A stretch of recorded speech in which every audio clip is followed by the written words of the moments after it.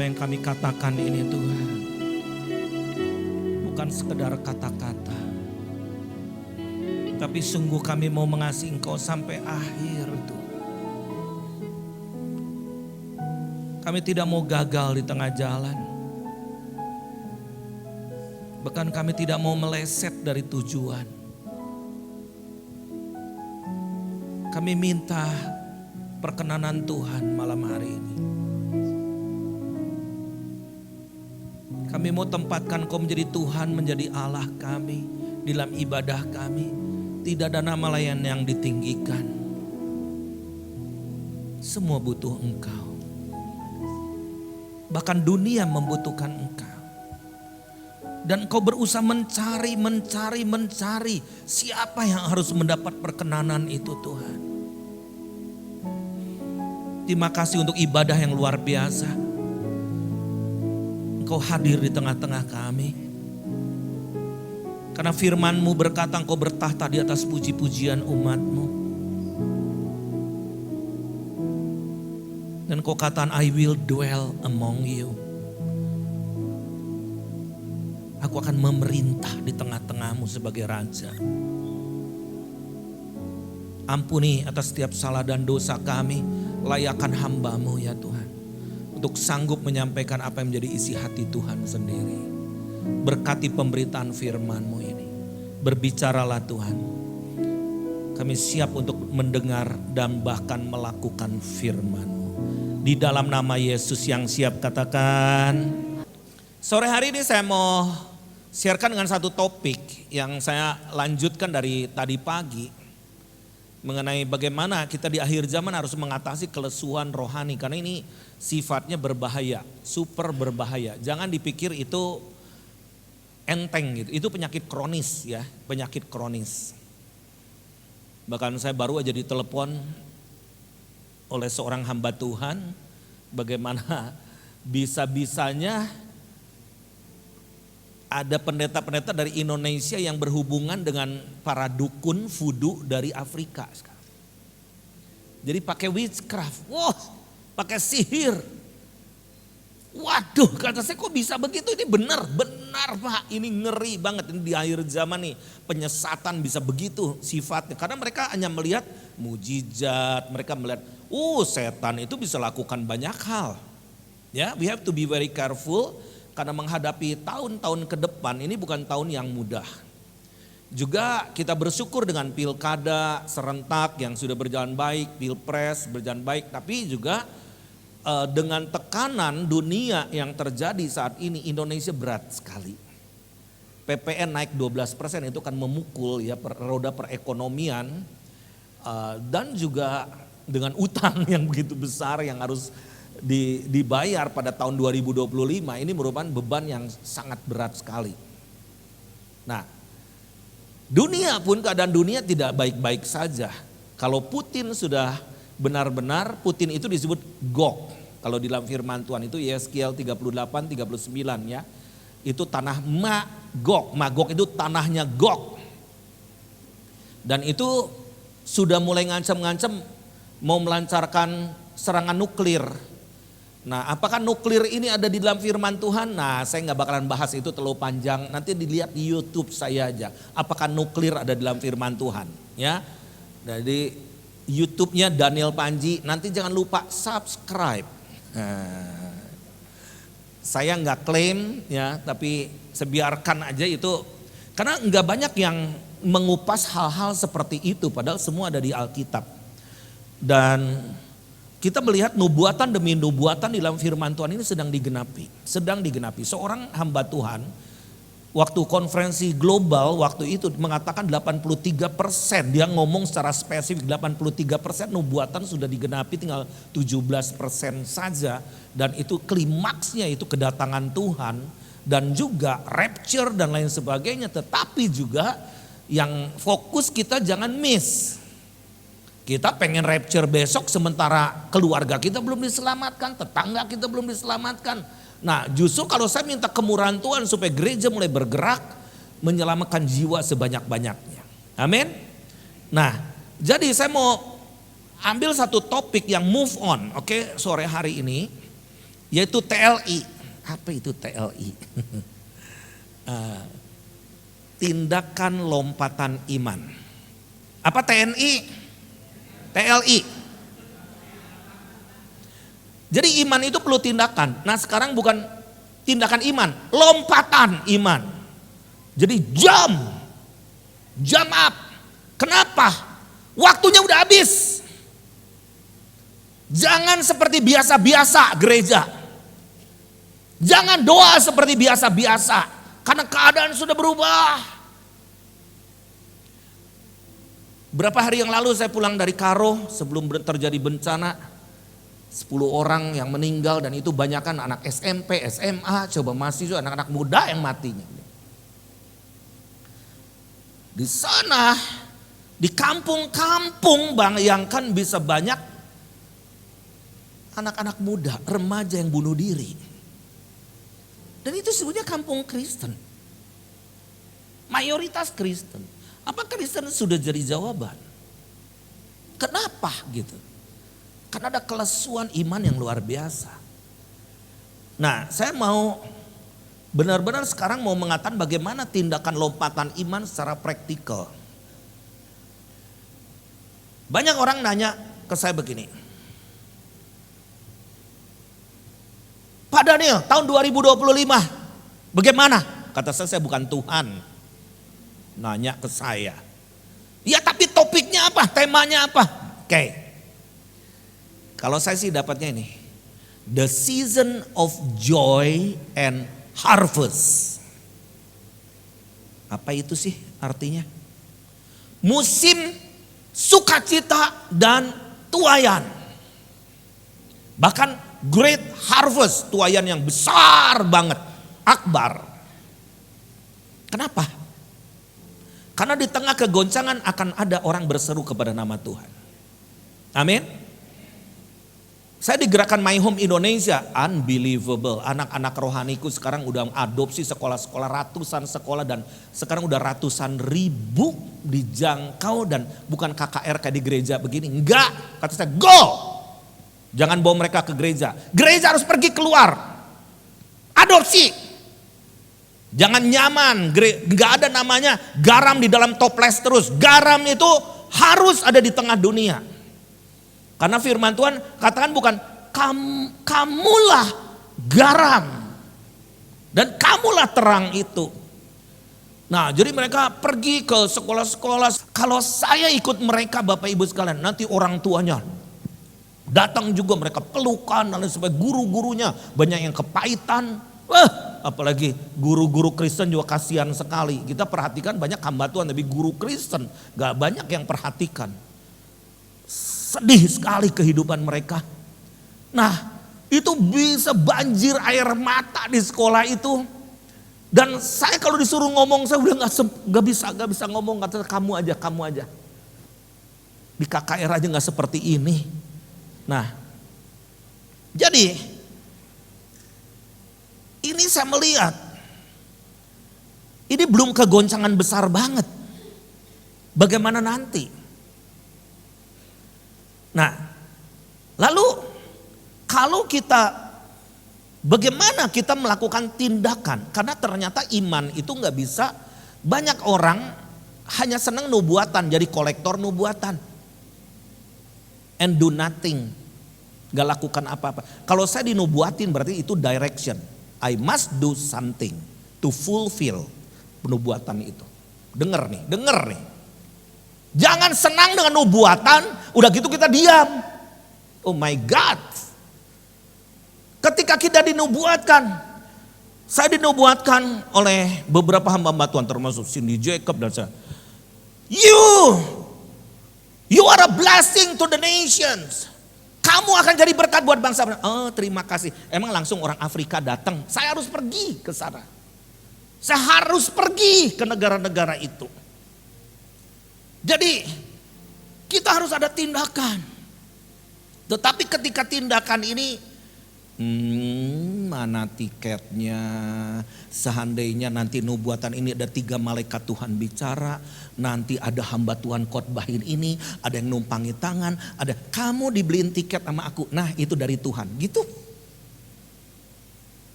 itu nggak pakai iman namanya. Itu iman budak. Tunggu perintah. Kita ini anak raja. Nah, jadi the season of joy and harvest itu membutuhkan 3H. Apa itu 3H? Holy. Kalau nggak kudus, Tuhan nggak ada di pihak kita. Yang kedua, humble. Humble itu apa? Rendah hati, bukan rendah diri. Kalau rendah diri itu sombong. Kayak duduk di atas genteng. Nggak menghargai karunia Tuhan yang ada padanya. Gitu. Jadi rendah hati itu humble. We empty, kita kosongkan diri kita, Tuhan. I need your grace. Yang ketiga, haknya apa? Hidden. Hidden itu apa? Sembunyi kayak garam kan gak ngaku-ngaku. Aku garam nih, aku garam. Nggak, garam itu kan perlu rasanya. Gak bagus bentuknya. Nah, jadi 3H ini penting sekali. Kenapa yang menyebabkan harvest bisa terjadi, menyebabkan joy bisa terjadi, itu karena by the Holy Spirit. Oleh karena Roh Kudus. Dan Roh Kudus itu sifatnya soft banget. Bisa dilukai, bisa didukakan, bisa ditolak. Nah, jadi kita membutuhkan 3H ini. Nah, kalau kita lihat, yuk kita baca destiny Tuhan. Ketika kita mau dipakai Tuhan berarti bukan lancar-lancar aja, serangan, semua iblis juga kayaknya mau nyerang kita gitu. Langsung kita stop, takut, berhenti, nggak jadi. Ya, berarti nggak punya iman, itu bukan orang beriman. Nah, kita baca di dalam Lukas 8. Lukas 8 ayat 26, yuk kita baca bersama-sama ya. Lukas 8 ayat 26 sampai 30 berapa tadi? Ya, pokoknya satu ini. Oke, satu perikop 39. Yuk kita baca sama-sama. 1, 2, 3. Lalu mendaratlah Yesus dan murid-muridnya di tanah orang Gerasa yang terletak di seberang Galilea. 27. Setelah Yesus naik ke darat, datanglah seorang laki-laki dari kota itu menemui dia. Orang itu dirasuki oleh setan-setan dan sudah lama ia tidak berpakaian dan tidak tinggal dalam rumah, tapi dalam pekuburan. 28. Ketika ia melihat Yesus, ia berteriak lalu tersungkur di hadapannya dan berkata dengan suara keras, "Apa urusanmu dengan aku, hai Yesus anak Allah yang maha tinggi? Aku memohon kepadamu supaya engkau jangan menyiksa aku." 29, ia berkata demikian sebab Yesus memerintahkan roh jahat itu keluar dari orang itu. Karena sering roh itu menyeret-nyeret dia, maka untuk menjaganya ia dirantai dan dibelenggu. Tapi ia memutuskan segala pengikat itu dan ia dihalau oleh setan itu ke tempat-tempat yang sunyi. 30, dan Yesus bertanya kepadanya, "Siapakah namamu?" Jawabnya, "Legion."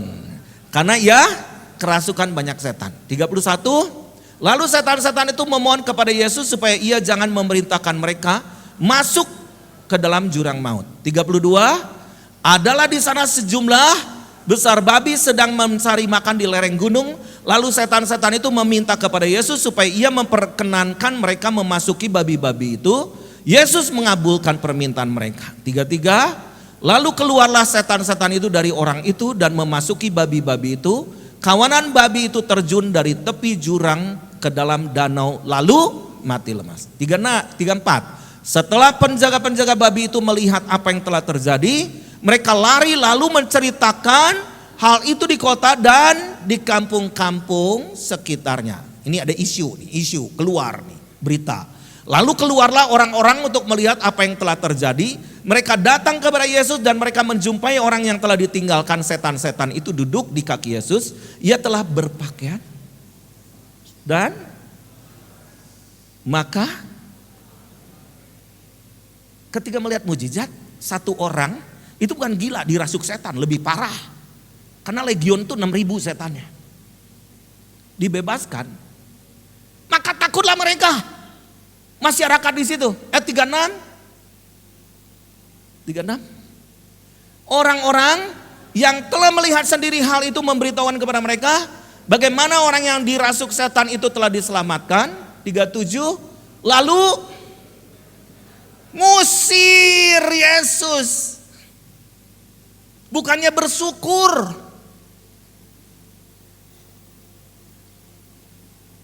Udah tahu mujizat ada. Dulunya nih orang nih sadisnya minta ampun ada di pekuburan. Tapi begitu bebas, penduduk takut lalu ngusir Yesus. Lalu terus dulu. Dan orang yang telah ditinggalkan setan-setan itu meminta supaya ia diperkenankan. Tapi Yesus menyuruh dia pergi, katanya 39. Pulanglah ke rumahmu dan ceritakanlah segala sesuatu yang telah diperbuat Allah atasmu. Orang itu pun pergi mengelilingi seluruh kota dan memberitahukan segala apa yang telah diperbuat Yesus atas dirinya. Jadi pelayanan Yesus itu enggak nonjol sendiri. Enggak kayak pendeta-pendeta sekarang. Mengestafetkan pelayanan itu sama orang. Kita bikin KKR yang dirasuk setan udah dilepasin. Yang lumpuh bisa berjalan, yang tuli bisa mendengar. Bukan yang tuli melihat gitu kan. Yang buta bisa melihat. Pertanyaannya udah gitu orang ya itu disembuhkan pada ngapain sekarang? Tuhan selalu punya prinsip. Go home and tell everybody. Nah kalau kita datang lagi jadi the star. Kita selalu pengen didatangi hamba Tuhan dari luar. Padahal sekarang Indonesia ini sedang dipakai Tuhan. Saya nih bukannya sombong. Ini tuh kalau sekarang konferensi internasional nggak ada Indonesia. Itu kayak sop tanpa garam Bapak Ibu sekalian. Karena Indonesia ini sedang melejit dipromosikan Tuhan, gereja Tuhan. Dan Indonesia ini memegang kunci untuk penginjilan bagi dunia. Soal percaya nggak percaya silahkan kalian berpikir aja. Nah, kita melihat Yesus pergi ke Gerasa. Ada seorang yang dimasuki setan, namanya legion. Ribuan setan ada di dia dan perilakunya apa? Dia memotong-motong tubuhnya dengan batu.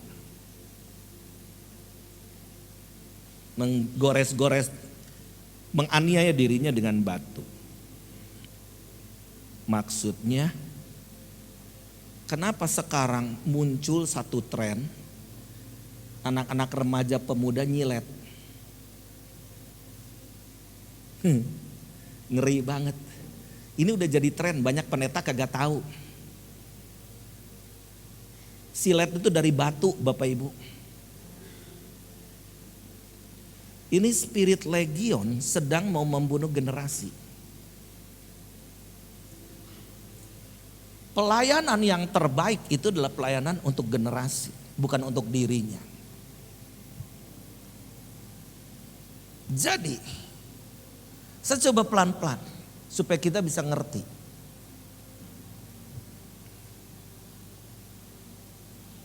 Ketika Yesus mau pergi ke Gerasa,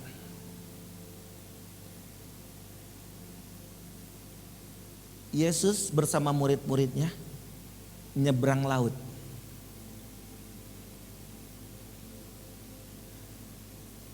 Di tengah laut ada badai besar.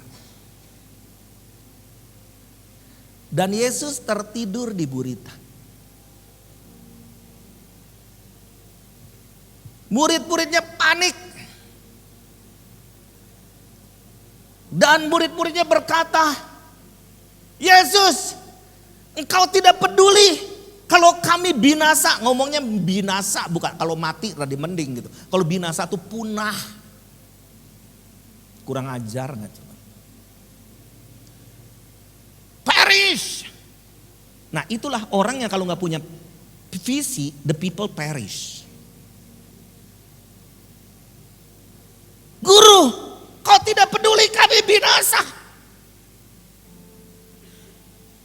Lalu Yesus bertanya kepada murid-muridnya, kenapa takut? Karena takut itu konspirasi setan. Takut nginjil, takut mau pergi ke situ, takut ke Israel karena bahaya ada perang, takut ini, takut.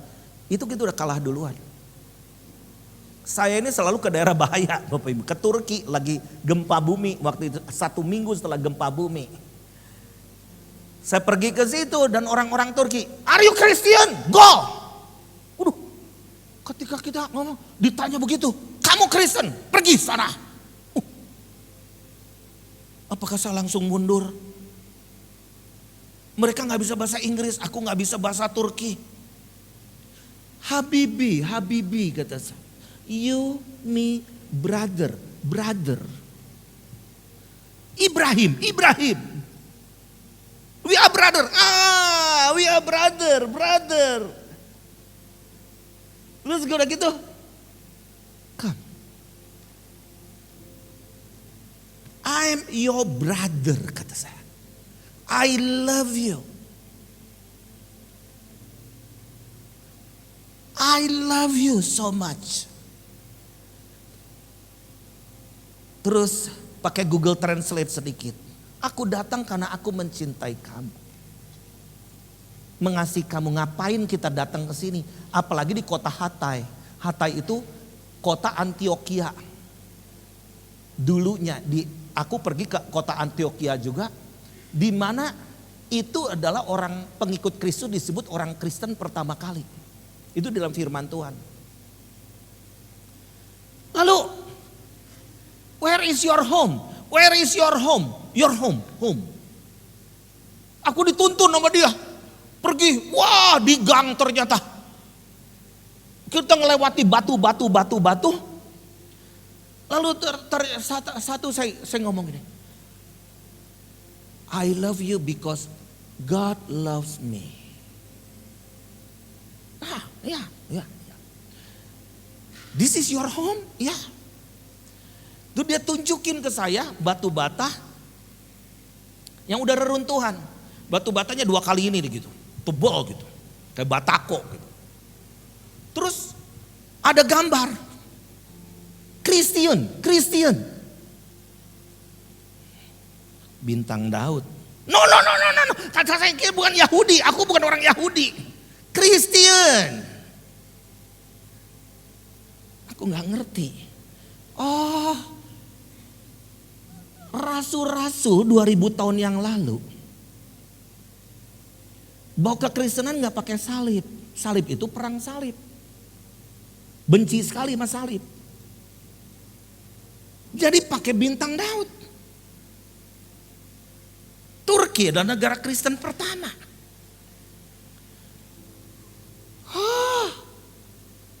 Aku ngerti. Jadi runtuh nih bangunan 2000 tahun yang lalu. Sedih banget di kota Hatta itu flat, itu paling hancur. Padahal itu satu kota Kristen pertama dulu. Setelah itu, can I pray for you? Saya gak keluarin duit dulu untuk bantu mereka. Can I pray for you? Ya. Saya peluk satu-satu, nangis. Aku mulai ngomong, Jesus loves me. Jesus loves you. Di akhir acara doa itu satu kampung ngomong, say with me, Jesus loves me. Jesus loves me. Tuh KKR tuh kayak begitu. Saya bisa ke situ, apakah saya jago? Saya pintar? Saya mau dibunuh. Tapi saya ada lompatan iman. Kalau saya mati lagi ngapain? Banyak orang mati karena penyakit. Karena apa?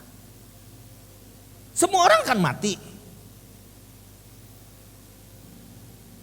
Begitu banyak teman-teman saya mati mendadak sekarang. Asalnya kemarin masih sehat kok pagi ini udah gak ada. Jadi kembali. Ketika Yesus mengajak murid-muridnya, mari kita bertolak ke seberang. Di seberang ada apa? Ada teritori. Dan ketika di tengah perjalanan, maka badai besar akan membinasakan mereka, membunuh mereka.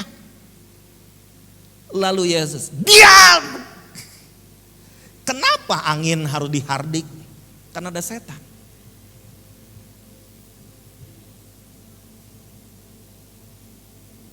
Banyak perjalanan kita gak bisa ngehardik dan stuck sampai di situ, nggak sampai tujuan.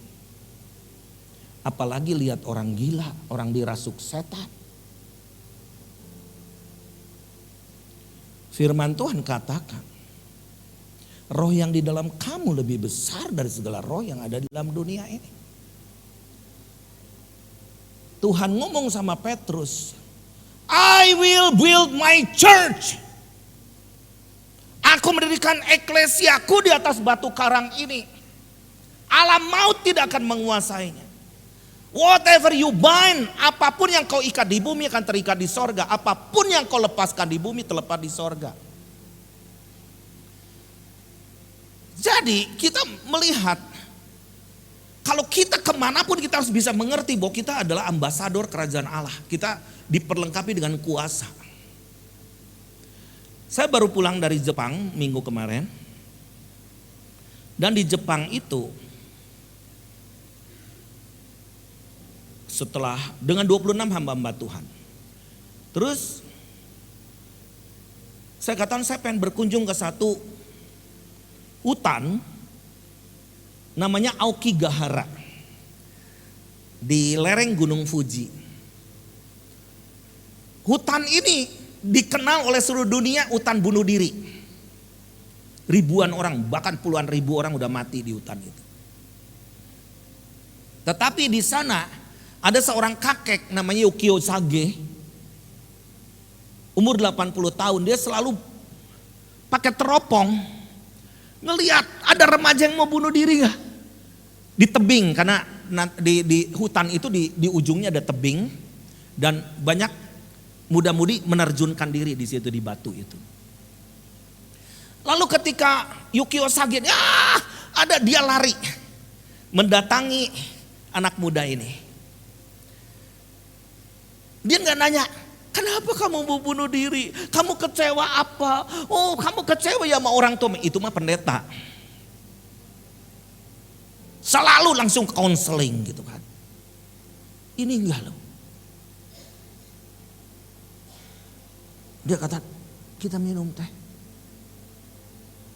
Minum teh ya. Ayo. Dituntut. Dibawa ke rumahnya karena dia tuh portir, penjaga gerbang di hutan itu, ada punya kantin ya. Terus dia duduk di depan anak muda ini. Terus minum. Orang Jepang kan begini. Minum. Terus mau makan. Terus udah gitu, kamu capek, tidur di sini, dituntun lagi tidur diselimutin. Besoknya lupa nggak jadi bunuh diri. Pulang. Kamu mau tinggal di sini lagi juga nggak apa-apa. Nggak ngutak-ngutik kenapa atau gimana. Dan si kakek ini dapat puluhan ribu surat dari seluruh dunia. Dan yang banyak yang muji itu orang Kristen justru. You are my hero karena menyelamatkan generasiku. Pertanyaannya, di mana orang Kristen? Jangan-jangan tetangga mau bunuh diri kita, biarin aja memang udah kudunya mati gitu kan. Apakah kita gatekeeper? Lalu ketika saya mau berangkat, 3 mobil nih. Yuk kita ke hutan ini. Wah, ada beberapa pendeta protes. Jangan, kita gak siap-siap, kita harus puasa dulu, kita harus gini dulu. Loh, bukankah kita punya kuasa? Nanti ada serangan balik loh, bahaya gini. Udah gini, yang mau ikut aku, yang enggak stay di mobil. Jauh sana, ke hutan mana aja. Ternyata di situ terobosan buat aku. Karena aku minta Jepang kepada Tuhan. Ternyata pendeta yang ikut sama kita ini orang Brazil. Dia tuh doa setiap bulan di situ. Minta doanya satu, minta pendeta-pendeta Indonesia doa di sini. Loh, kok mintanya begitu? Kata saya tuh aneh. Iya, sekarang ada puluhan pendeta doa di sini. Sebagian takut, nggak apa-apa. Terus doanya apa? Tuhan, aku mau dirikan rumah doa di sini supaya ada 24 jam doa dan orang yang mau bunuh diri datang ke rumah ini. Terus pulang dari situ terobosan terjadi. Kita besok paginya ke satu rumah di Nagoya. Yuk kita berdoa untuk satu rumah ini. Ternyata yang punyanya orang Indonesia. Orang Jawa Tengah. Pernah tinggal di Jepang. 5 tahun yang lalu beli rumah itu. Gede lagi rumahnya. Ablak-ablakan, kalau di Jepang tuh rumah kecil-kecil. Ini gede. Terus dia sambil nangis. Aku baru tahu kenapa aku harus beli rumah ini dengan kerja keras waktu itu, nyicil rumah ini. Dan aku baru tahu bahwa rumah ini harus diserahkan kepada Tuhan. Jadi rumah doa dan misi. Kayak ketiban duren. Kok bisa? Pertanyaannya, rumah ada, siapa yang mau ngisi? Misionaris. Jadi aku pergi ke Karo, ada stikers di sana 540 mahasiswa, siswa. Mereka siap dikirim ke Jepang. Wah, meskipun ngamuk tuh iblis benar-benar di Karo itu. Tapi bukankah kita lebih dari pemenang? Amin. Karena kita harus bertolak ke seberang. Jadi setiap tanah yang diinjak diberikan kepada kita. Oh, apakah firman itu bohong? Tapi harus ada tindakan. Lompatan iman itu bagaimana?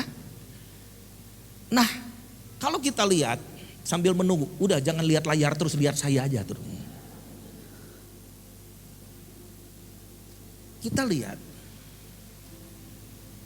Yesus ini, kalau itu kan di dalam kitab Lukas, saya baca terus Lukas 8. Murid-murid Tuhan itu sudah tahu bersama dengan Yesus menyembuhkan semua penyakit. Coba baca di dalam Lukas 4 ayat 40-41. Lukas 4 ayat 40-41. Ketika matahari terbenam, semua orang membawa kepadanya orang-orang sakitnya yang menderita macam-macam penyakit. Ia pun meletakkan tangan atasnya dan mereka masing-masing menyembuhkan mereka. Dari banyak orang keluar juga setan-setan sambil berteriak, "Engkau adalah anak Allah." Lalu ia dengan keras melarang mereka dan tidak memperbolehkan mereka bicara karena mereka tahu bahwa ia adalah Mesias. Ini murid-murid Tuhan ada di situ. Lagi ngusir setan. Terus yang kedua itu di dalam Lukas 4 ayat 34 sampai 36. Yesus mengusir setan yang dirasuk setan. Sampai orang dirasuk setan ngomong begini, "Hai engkau Yesus orang Nazaret." Setan aja tahu loh. Apa urusanmu dengan kami? Engkau datang hendak membinasakan kami. Aku tahu siapa engkau, yang kudus dari Allah. Setan ngaku begitu. Iya, murid-muridnya memble imannya. Ketakutan. Jangan sampai kita takut sama setan. Setan itu sudah dikalahkan. Amin. Setan yang harus takut sama kita. Jangan kita nih kalau nyebrang jalan lewat gang ada kuburan, permisi anak babi mau lewat. Astaga. Enggak gitu kali. Ada orang yang mau beli rumah, kan nasib ada pelihat pendoanya. Itu banyak setan, perempuan lagi setan. Oh gampang itu ditaklukkannya kata saya. Udah udah rumah hantu kesayain semua supaya saya jadikan rumah Tuhan. Saya di Bangka begitu. Saya beli lahan waktu itu, orang pikir saya salah. Beli rumah hantu. Karena banyak penampakan, jadi orang lewat ke situ juga enggak. Kata saya beli lahannya, mumpung murah, enggak ada yang mau beli. Saya jadikan jadi rumah doa. Rumah doa di Pulau Bangka. Nah, sekarang rumah hantu itu saya bikin sekolah. Sekolah yang ternama di desa. Dan banyak terjadi pertobatan. Siapa yang percaya bahwa dunia ini bukan milik iblis, sudah ditebus oleh darah Yesus. Dan tahun depan akan menjadi tahun terobosan bagi kita semua. Amin. Nah, yang gini baru semangat toh. Siapa yang percaya bahwa tahun-tahun ke depan, siapa yang nangkep visi ini, kalian akan siapkan lumbung dan Tuhan akan perintahkan berkat ke dalam lumbung-lumbungmu itu. Amin. Percaya? Percaya nggak Tuhan kita maha dahsyat? Amin. Saya bukan khotbah lu malam ini. Kejadiannya ke Temanggung ini karena Pak Petrus, Pak Daniel kapan? Enggak ada, penuh. Dan aku harus cancel satu nih, Surabaya. Untuk aku bisa ke sini. Aku menangis di hotel. Menyenangkan aku ke Temanggung. Belum tentu. Aku hanya doa Tuhan. Biar hatiku mengasihi Temanggung. Setiap kota yang aku injak, I fall in love with this city. Karena banyak yang ngedistrak saya. Apanya nggak enak lah, kotanya nggak enak. Saya lebih betah-betah juga di Jakarta. Di kota Bandung, fine. Tetapi every time I step into the city, yang paling sulit buat saya adalah berikan rasa cintaku kepada kota ini. Apa yang Tuhan mau untuk kota ini? Just Church?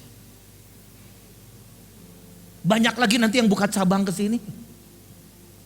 Dan sebagian pindah.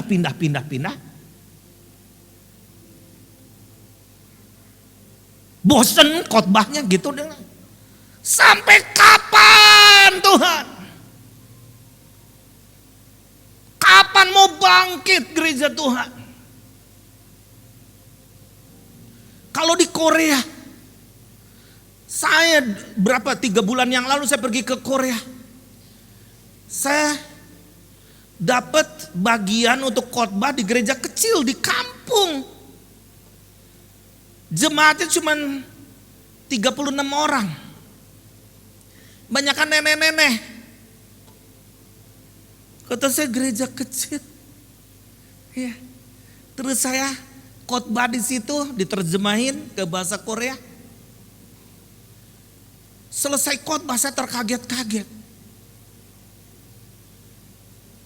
Kita gereja sudah mengirim 6 misionaris. Oh God. Nenek-nenek, emak-emak semua, the power of emak-emak. 6 misionaris. Dia katakan kita harus lipat gandakan karena gereja tanpa misi, gereja mati. Ngomongnya gitu.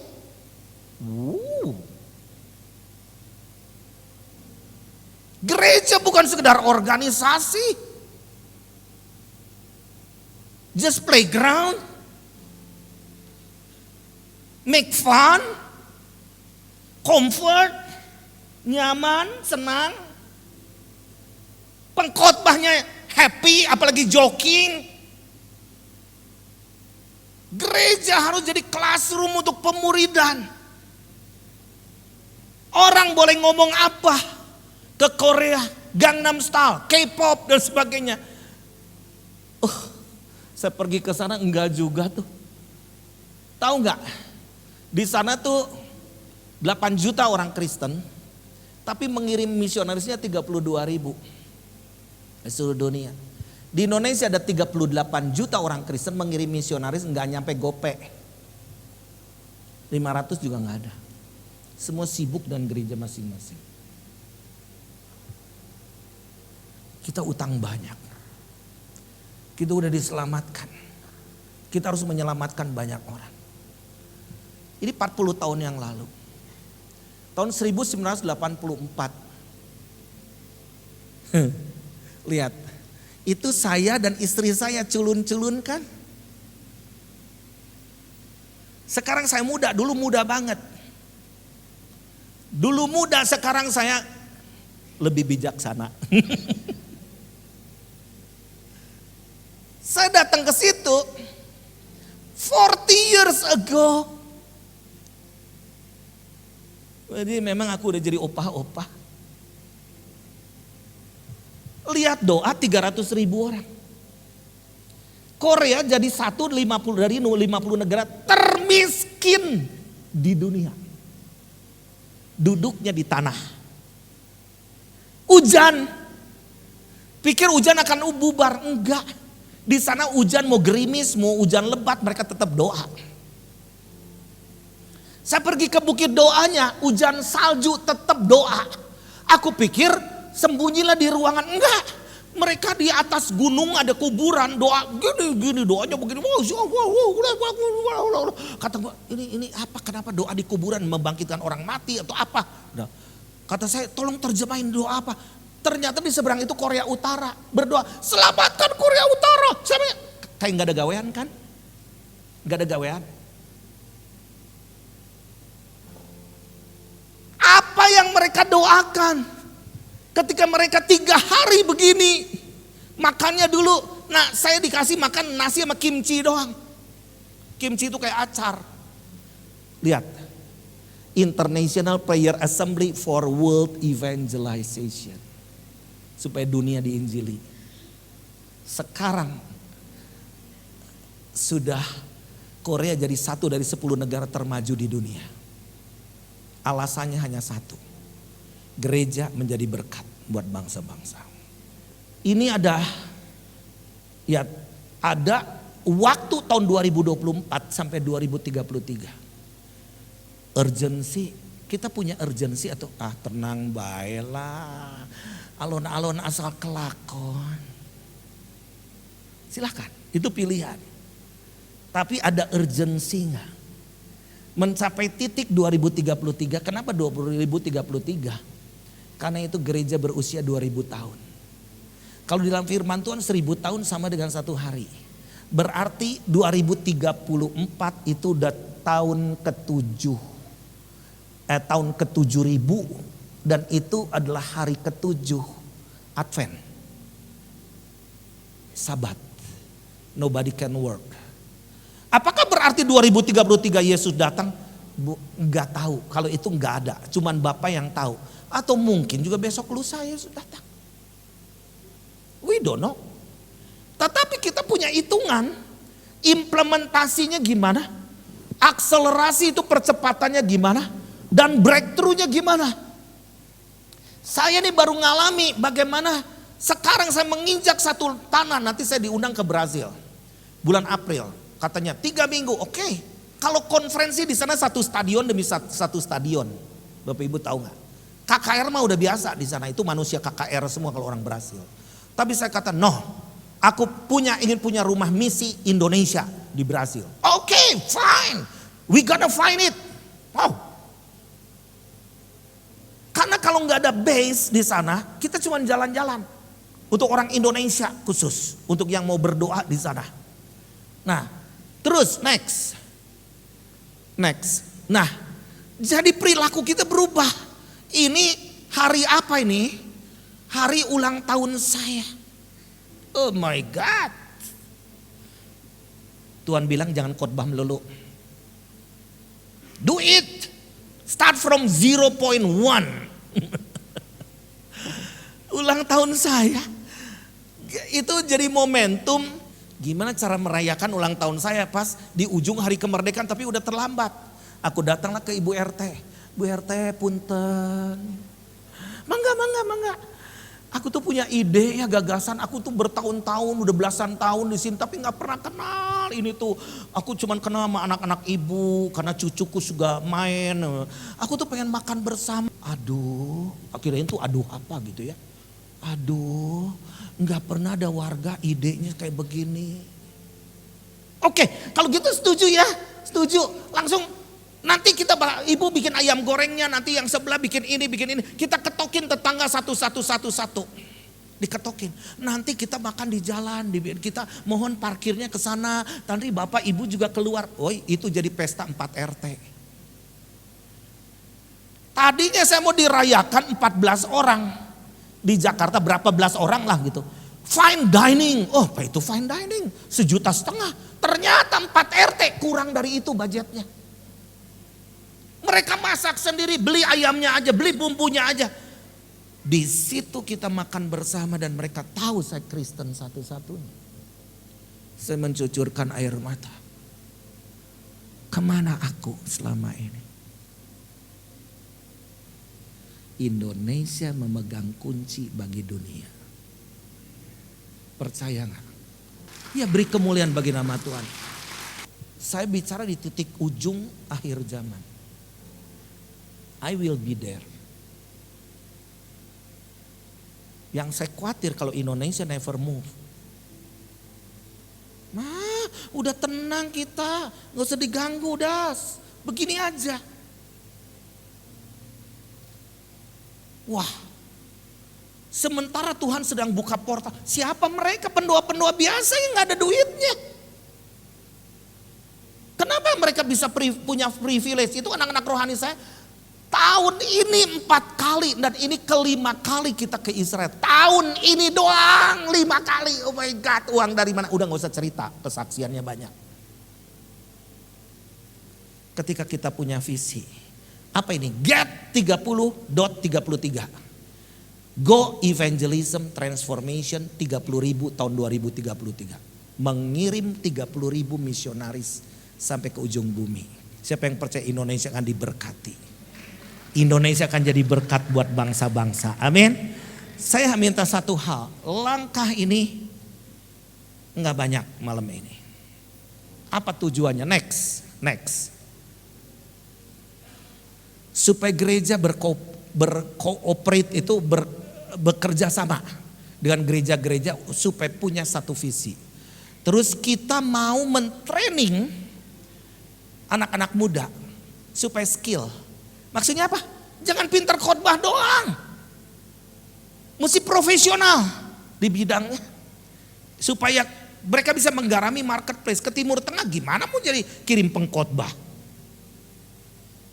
Kalau perlu dokter, kalau perlu chef, kalau perlu siapa yang buka restoran dan sebagainya.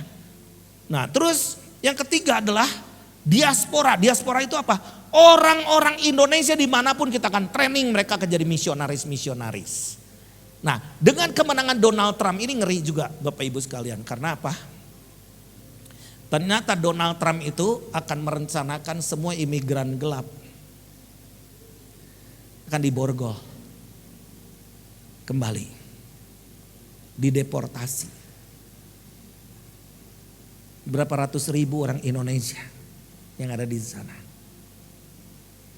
Yang belum punya license tinggal. Saya udah nubuat loh waktu itu berapa tahun yang lalu, 5 tahun yang lalu. Iyo, kalau gak punya visi, one day you go back ke Indonesia. Dan kalian akan dibuat Tuhan menjadi berubah untuk menjadi misionaris. Karena mereka bahasa dan lain sebagainya udah bisa. Nah, jadi mari doakan ini Bapak Ibu sekalian. Saya ingin supaya share visi ini supaya jadi visi bersama. Siapa yang nanti dikirim Tuhan pasti akan siapkan workernya. Amin. Karena pintu-pintu sekarang sedang terbuka. Saya ke Korea. We need Indonesian. Katanya untuk jadi nurse. Nurse itu apa? Suster. Yang merawat para orang tua. Israel perlu. Ketika saya, do you need the workers from Indonesia? Yes, from the church. Asal dari gereja, katanya gitu. Waduh, terus Jepang perlu, semua Kanada perlu. Percaya gak Indonesia akan diberkati Tuhan? Indonesia banyak resourcesnya, sumber daya manusianya banyak. Dan itu semua ada di tangan kita. Mari kita lakukan satu visi besar, lompatan iman, dan jangan khawatir dengan apapun. Dunia boleh goncang ganjing karena firman Tuhan katakan, I will shake the nation. Aku akan goncangkan bangsa-bangsa. Aku akan goncang goncangkan kingdom, kerajaan-kerajaan. Supaya nyata yang tidak tergoncangkan. Bahkan langit digoncangkan, bumi digoncangkan. Supaya nyata yang tidak tergoncangkan. Yang tidak tergoncangkan yang berdiri di atas firman Tuhan. Orang yang percaya firman Tuhan tidak akan tergoncangkan. Amin. Perasa ada terobosan nih malam ini. Amin. Kita akan mengalami terobosan. Amin. Karena saya melihat Anda sedang diekspan visinya. Meskipun saya berat nih gitu kan. Anda sedang diekspan visinya. Di Palestina tuh banyak orang Kristen. Akan terjadi terobosan. Kenapa ini dua negara ini penting? Karena nih rekonsiliasi ini akan menimbulkan satu pengaruh besar untuk Indonesia. Apa? Kedar dan Nebayot akan datang berhimpun. Apa yang kau tabur tahun ini, tahun depan akan menuai berlipat-lipat-lipat. Amin. Tetapi firman Tuhan katakan, siapa yang memberkati umatmu, kami akan diberkati. Siapa yang mengutuk akan dikutuk. Kami tidak mau ada permusuhan di antara mereka. Dari Temanggung kami membangun mezbah doa untuk bangsa-bangsa ini di dalam nama Yesus. Engkaulah juru damai itu Tuhan. Engkaulah raja damai. Berkati pemerintah-pemerintah ini. Diberkati pemerintah kami juga. Supaya mereka tidak salah dalam bicara atau mengambil keputusan. Terima kasih Tuhan. Terima kasih. Sekarang kita berdoa untuk gereja kita masing-masing. Supaya terjadi terobosan. Tahun 2025 akan terjadi terobosan. Ucapkan itu. Ucapkan. The season of joy, the season of harvest is coming. Itulah musim sukacita. Musim di mana tuaian besar akan datang tahun 2025 di dalam nama Yesus. Terima kasih Tuhan.